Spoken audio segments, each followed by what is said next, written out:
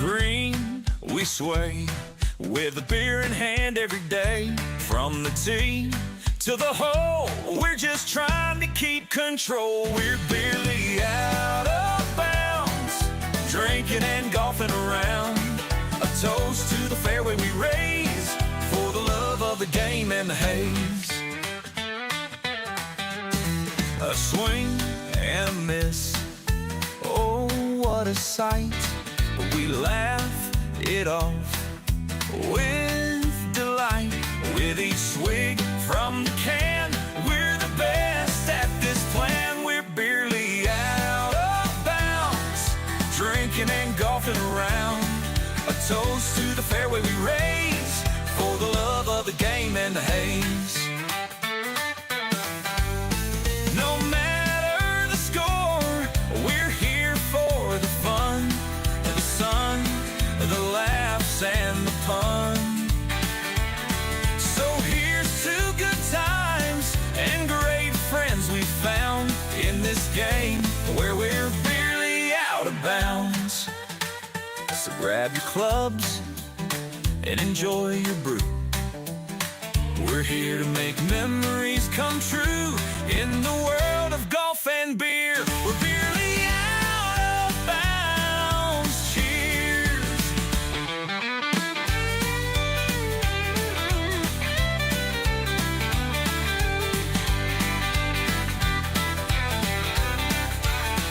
We're barely out of bounds, drinking and golfing around. A toast. And welcome back to another episode of Barely Out of Bounds. It's your boy Rico Daddy Slick here. How did your crew not get out there? They're playing golf! On the green, we sway with a beer in hand every day. From the tee to the hole, we're just trying to keep control. We're barely out of bounds, drinking and golfing around.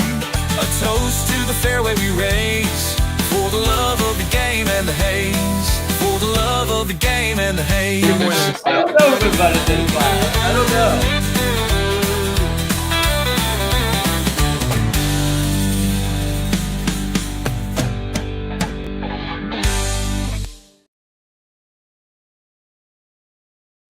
Hello and welcome back to another episode of Barely Out of Bounds. I am your host, Golf Guy Zach. Join with me as always is some guy can't figure out how to use a camera to be on here. It's Get That Dub. How we doing tonight, buddy? And his sound is completely off. You're not muted on my end. I can unmute you and unmute you again. Yeah, try that. Okay, it worked now. Oh, perfect. Gosh, trying to get this guy on the show, it's like herding cats, really. You guys don't know what I do. Have to don't deal know with. what you do. You should You guys be don't here. understand what I have to deal with. You should be here with me, but no, you had to not do it, and then look at where we're at. Well, if I was there with you, we'd both be having issues. Probably. Or maybe we both wouldn't be having issues. Tough to say. But Zane, why don't you go ahead and tell everyone where you're at right now? I'm in Dalton, Georgia. I qualified on Monday. Last chance qualified for the Georgia Open, and I have a 7:40 a.m. tee time.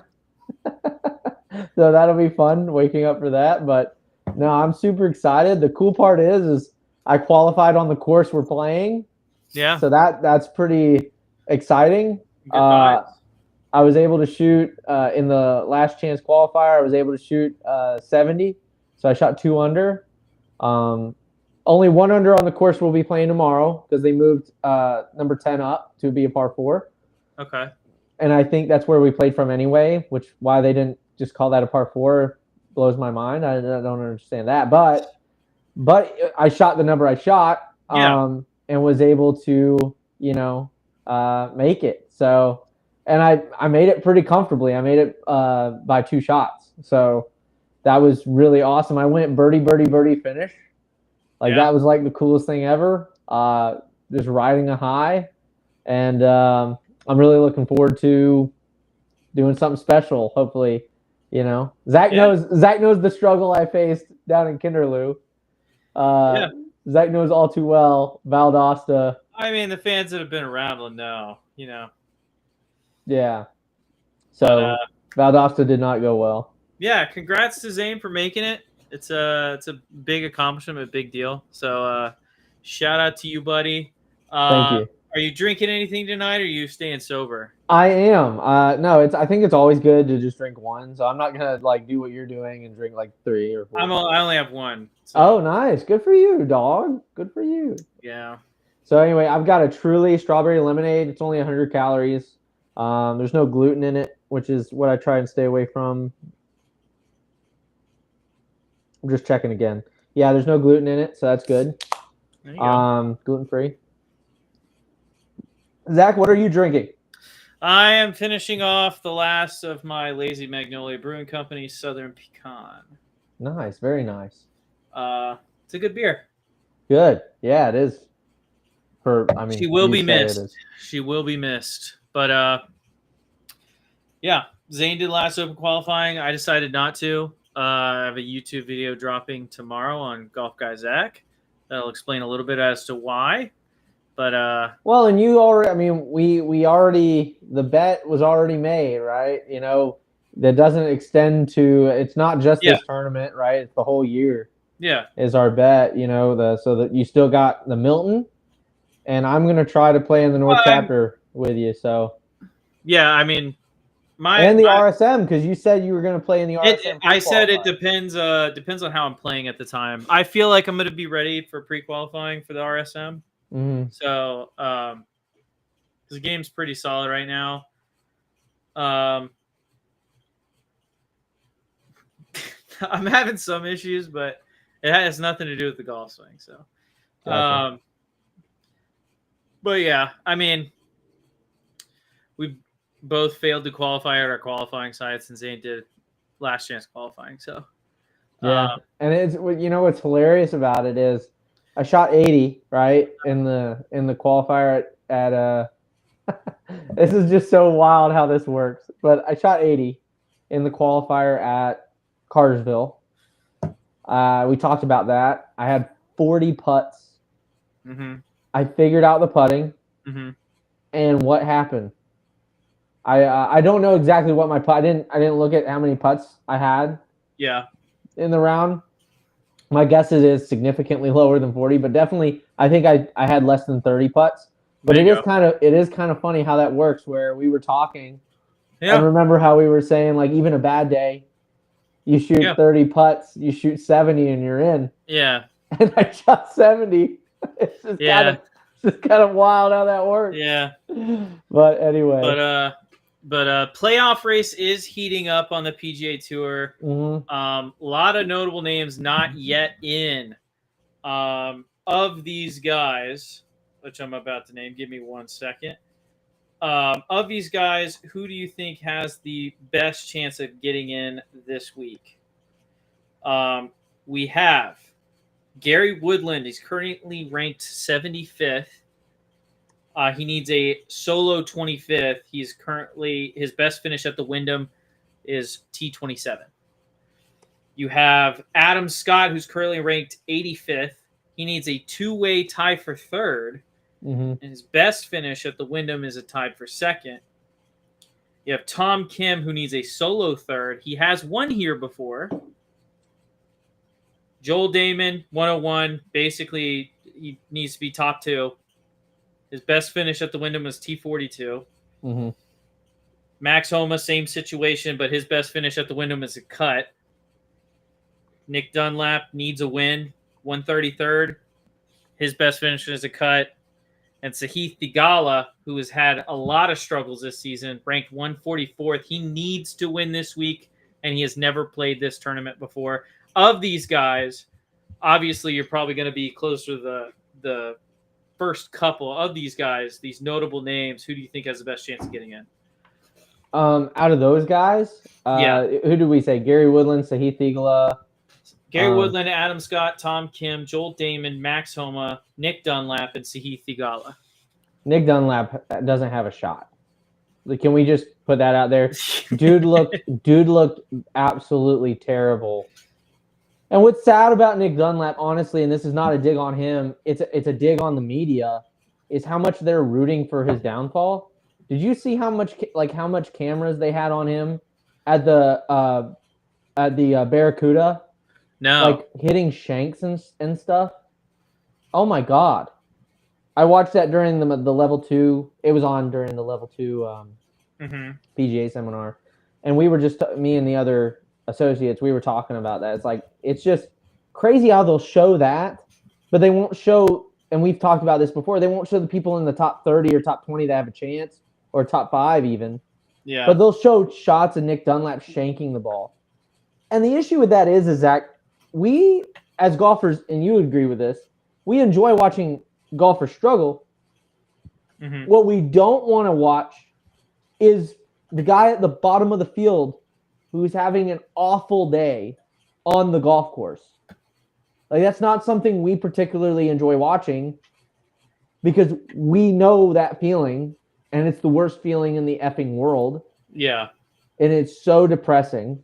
And we'd rather, like, if you want to show us struggling players, show us the struggling players that are right out of it.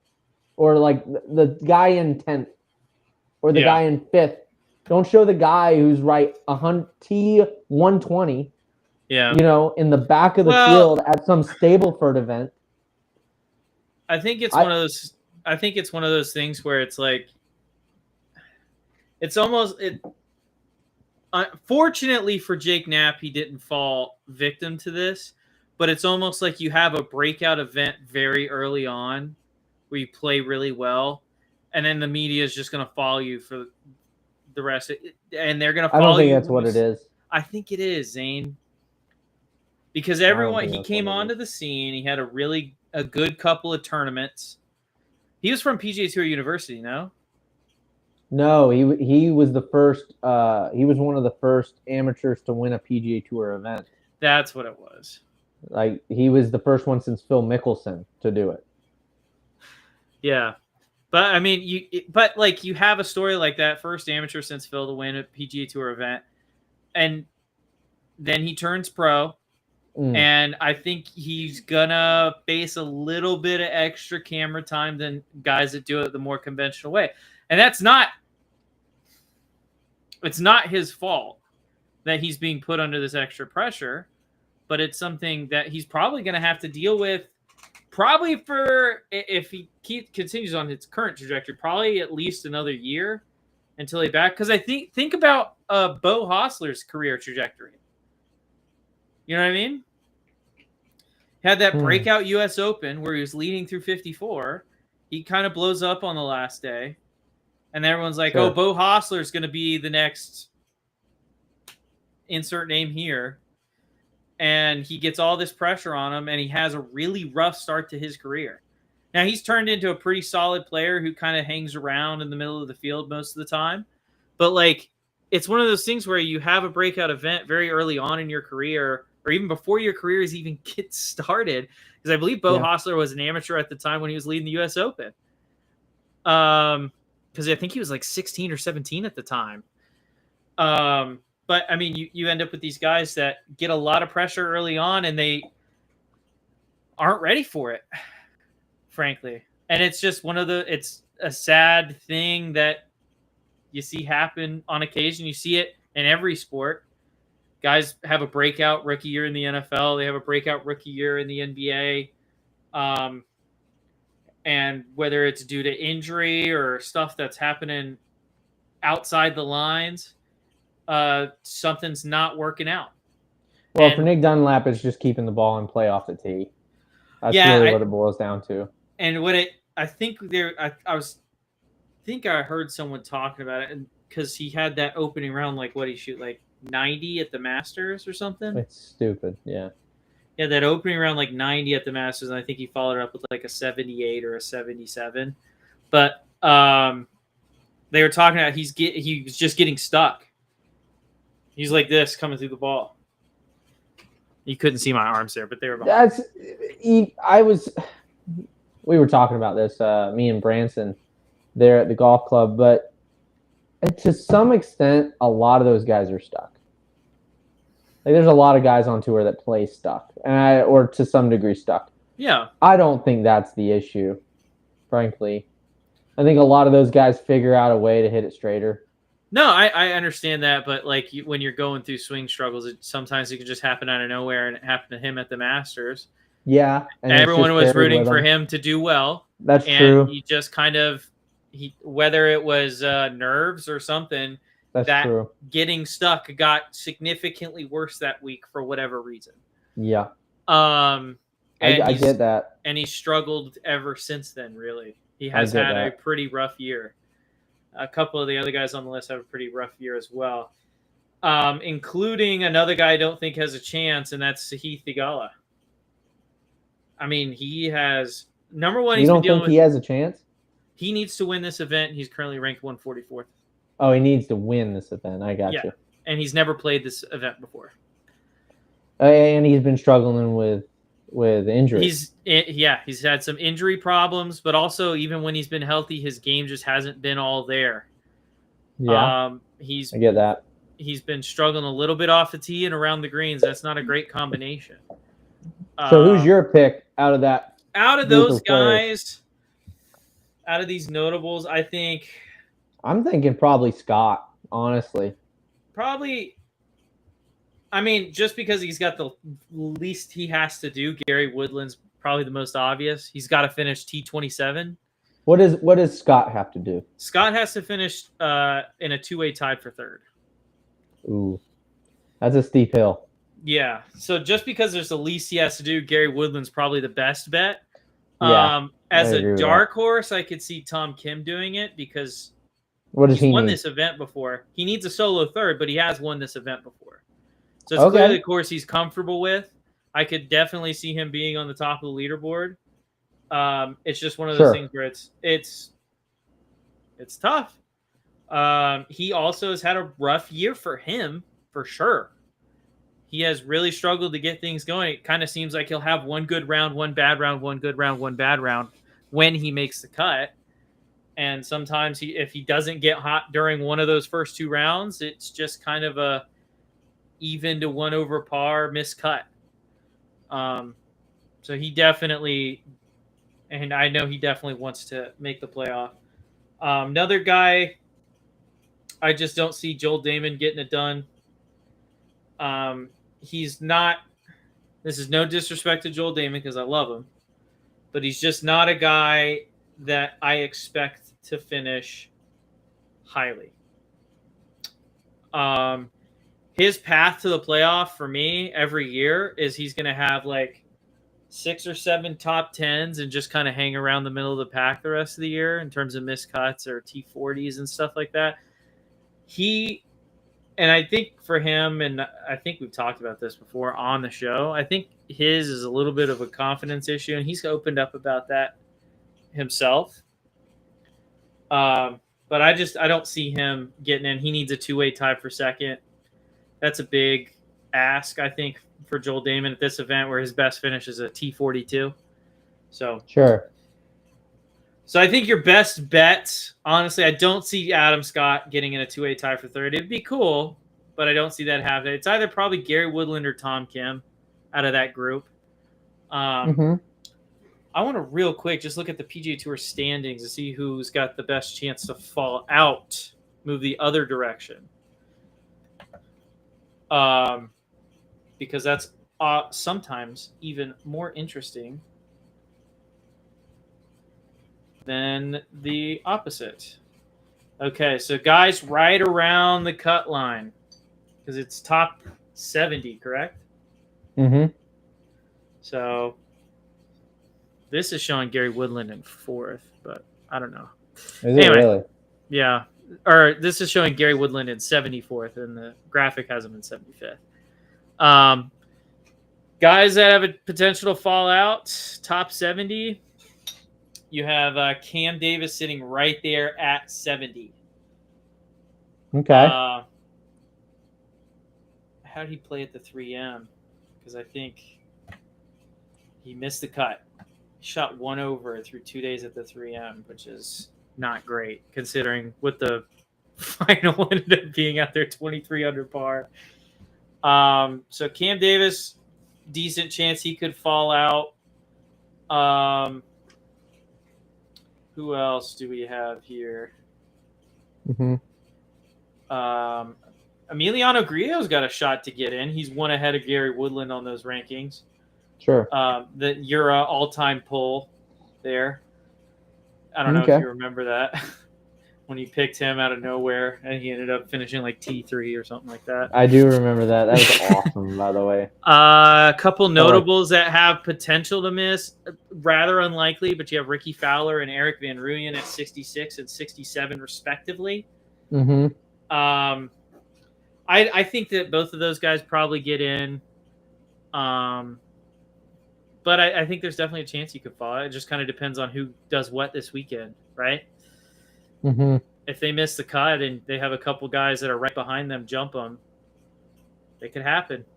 So it'll be interesting to watch that line this weekend to see who's going to be playing in the playoff. So Sure, absolutely. But there you go. That's the playoffs, man. Playoffs. It's a cutthroat world out there, Zane. Cutthroat world in professional golf. It is.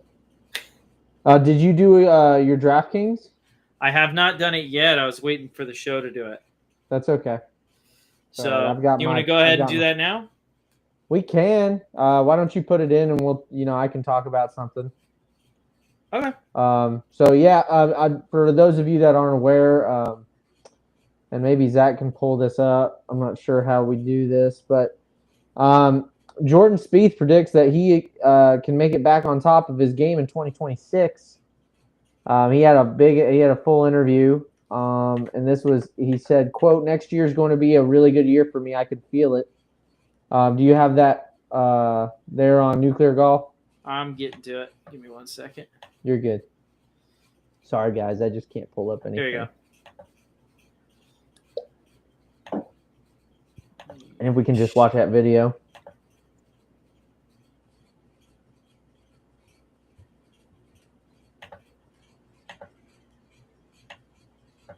To finish strong this year, but next year's going to be a really good year for me. I can feel it. It's all coming along, and I'll be healthy. And yeah, and it's just, structurally putting, the mechanics are all getting really, really close, and one good off season should get me nailed down to where I could be as good as I've been, and that's my goal.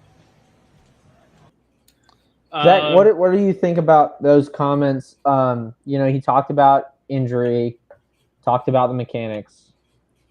What do you see as the thing? What do you see as like his year? What do you think this is going to be for him next year? Because he's got a bounce back year going.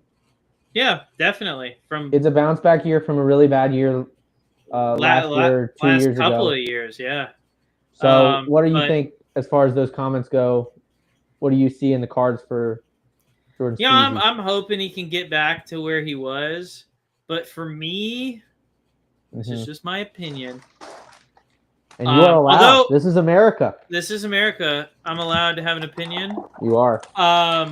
For me, his issues have something to do with the flat stick, because obviously if everyone remembers how good he was at putting at his peak, obviously getting some of that back is going to help a lot, right? Sure. Like, the guy did not miss inside 12 feet. He just didn't miss. Sure. If he was inside 12 feet, he was making it. However, his issues, and maybe part of it was masked by the fact he was just making everything he looked at for a time there. His issues lately have just been, put it in the fairway, dude. We just got to put it in the fairway. We cannot be hitting out of the third cut of rough every single, obviously it's not every single tee shot, but you look at his scorecards, it's birdie, double, birdie, birdie, double, bogey, birdie. It's par, bogey, birdie. And it's because he's spraying it all over the court. When he hits a good drive and he's in play and he's got himself in a good spot, a lot of times he is birdieing. That's a very good point. it's been his consistency off the tee has just been kind of wild. It's a meme on golf Twitter. This is a very Jordan Spieth looking par because he makes a par from out in the middle of nowhere on a place where no one has ever hit a golf ball on that course. Yeah. He's 40 yards right of the fairway. It's that Matt Kuchar British Open. Yeah. It's one of those things where it's like, I mean, the only thing is like, when he's talking about putting mechanics, and maybe he feels like he could get back to where he was during a time, and maybe he can. But for me, if I was Jordan Spieth, I'd be like, my birdie rate is like insanely high. Oh, I just got to get rid of bogeys. Because when I keep it in play, I'm one of the best in the world. Based on birdie rate, he is one of the best in the world. Has his finishes correlated to that this year or the past 3 or 4 years? No. Yeah. They have not. But I would love to see him get back to it. Obviously, he's a very popular golfer. I think he's lost a little bit of his luster, but he still's got fanboys and fangirls the world over. So Sure. it'd be good. I think it'd be good for the game if he got back to where he was. I don't necessarily know. And the only reason I keep bringing up putting is because that's the only thing he mentioned. He mentioned putting and mechanics. Which I find interesting. So I find that super interesting because Jordan Spieth's putting is above tour average. Yeah. The thing he does really well right now that is outstanding is his around the green. Yeah. Chipping and pitching are his very big strong suits. He's even got the field on approach shots by like 50% or 25%. Better than the rest of the field on his approach shots. Driving distance, he outsizes the field by, again, about 25%. Yeah. Not 25% the distance, guys. I'm talking about strokes gained. Yeah. And then you're exactly right. The only area that he is at tour average is driving accuracy. Yeah. And that is where, like, if you look at the difference between him and Scotty, like, it's pretty sizable. Yeah. Even in putting, but the big difference is Scotty puts it in play off the tee box. Yep. More than most. And so if we go to like Rory McIlroy, I bet this is pretty wild. Yeah. So Rory McIlroy, if you want to be Jordan Spieth and you want to not be accurate and you still want to win golf tournaments, I mean, the way you get better is driving distance. Yeah. And I don't see that happening, bud. I don't see it because what is he now? 30, 32? Yeah. So I don't see him picking up insane speed at his age. I mean, like you said, he's above tour average on approach. He's above tour average around the green. He's probably a little bit better than tour average putting. But what is he, tour average or worse at? And that's driving accuracy. He's just got to put it in play and put it in the short grass off the tee. That's why it's amazing. If he could do that, because it sounded like he wasn't talking about swing mechanics. It sounded like he was talking about putting mechanics. That's exactly what I said. And that kind of blows my mind because I seem to remember when Sam Putt Lab came out and started becoming a thing. I remember him and Cameron McCormick did a huge swing and like leaned into that. And that was while he was putting well, and then you saw him drop off with the putting. Yeah. I think personally, and again, I don't know his game as well as his coach does. Or he does. And I'm certainly not saying anything bad about Cam. I mean, I put in an application to work for Altus Performance down there in Florida. Mm-hmm. Like, I'd love to work for Cameron McCormick. I think he's way smarter than I am. I would love to have known the thought process behind we are making more putts than literally anybody on God's green earth. Let's focus more on putting. I don't know what led to that. I don't know if maybe it was because he wasn't making as many short putts as he wanted. But I felt like he was automatic. But at the end of the day, whenever you're making as many long putts as he is, doesn't it offset that a little bit? It I think it would have to because I don't know if you can on Data Golf, but if you go on Data Golf, can you look up what his strokes gained putting was during his prime, which is like 2015, You can. Let me go to putt. 2016? Let me go to putt. So I feel like that's when he was. I feel like he was big when I was in high school. Oh, we can only go to. Oh, here we go. Believe it or not, he's actually better, and maybe this is just because people have gotten worse. Who knows? But believe it or not, he's actually better strokes gained now Really? than he was back then in 2016. Maybe it's because he made all the putts he had to make back then. That very well could be. Now Kinda his best putting ever was at the Memorial Tournament in round 1 back in 2014. Okay. That was his best putting he ever did. Okay. So I'm one of those guys that thinks a little bit, I don't know, maybe a little too simply. I don't know. I definitely think too simply. But I just think, you're putting so well. Even though you're missing maybe some 8-footers that you really want to make. I think going deep into the numbers with Sam Putt Lab is not the way to go. Particularly when you at least to us look very feel oriented with your putting. And I get that as a coach, Cam that's outsourced to him to look at the numbers. Mm-hmm. But then isn't it just about finding the equipment that fits you? With the putting? You would think so. I would think so. I think if you have pretty dead hands, meaning you don't have active hands, mm-hmm. and you're pretty consistent with delivery with the hands, yeah, I think at that point it's got to be a question of, hey, let's just put the right putter in your hands. Yeah, I would tend to agree with that. I don't know. But that is interesting. Love Cameron McCormick though. Love Cameron McCormick. Can't say enough good things about him. He's a good coach. He's a really good I coach. learn a lot of good stuff from him. His YouTube videos, I wish they would bring it back, the Earn Your Edge podcast with Cameron McCormick. I keep going back to those because those are fantastic. Mm-hmm. Listening to the coaches that he brings on, listening to him talk about his players or talk to his players. Yeah. It's really great. I love it. So anyway. Alrighty. Well, let's go ahead and talk about this week, the Wyndham Championship. Mm-hmm. We're gonna go into our picks. Okay. Yeah. So Zane, do you want us to start? Do you want me to start it off? Or do you want to start it off?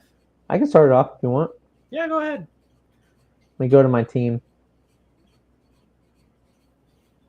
Is it not showing my team? What's happening right now? Maybe I go to edit. Maybe it'll show my team then. Here we go. All right. You ready? Yeah. So I'm going to go with Aaron Rye as my first pick. I think Interesting. he's a lot of money, but he's so good.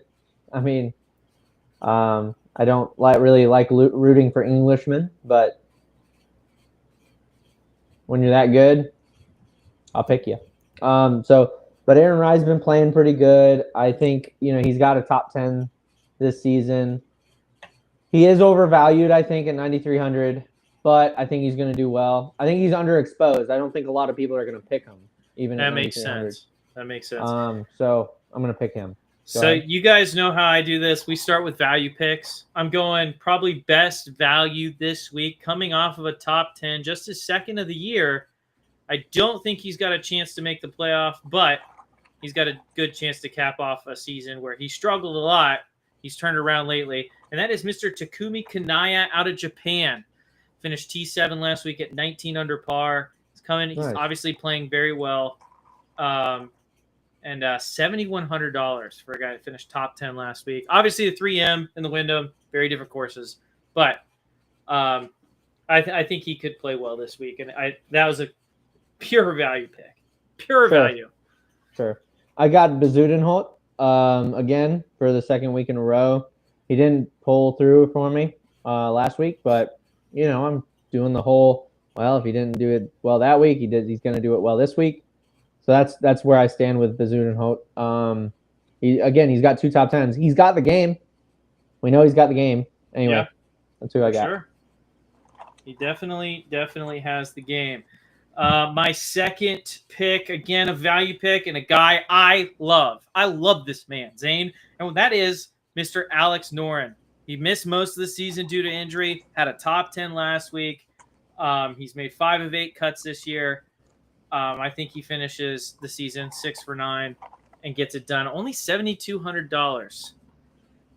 Nice. So I like Alex Noren here. He's Mr. Consistent. You know, they say when you need to have a win, you know, you pick the Filipino.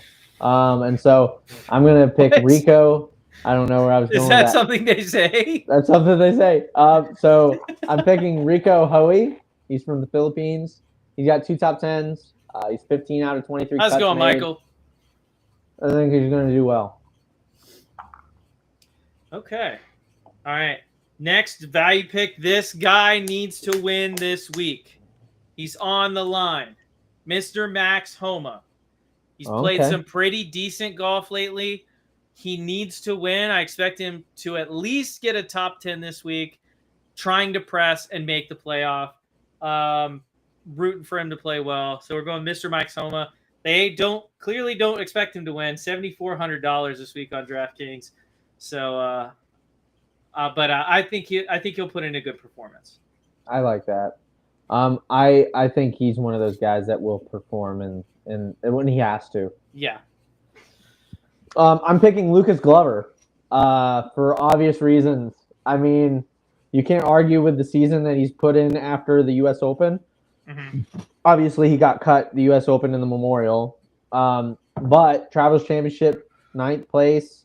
John Deere, 5th place. The Open, 23rd. He's also underexposed. I don't think a lot of people are going to be picking him. But he's got 5 top 10s.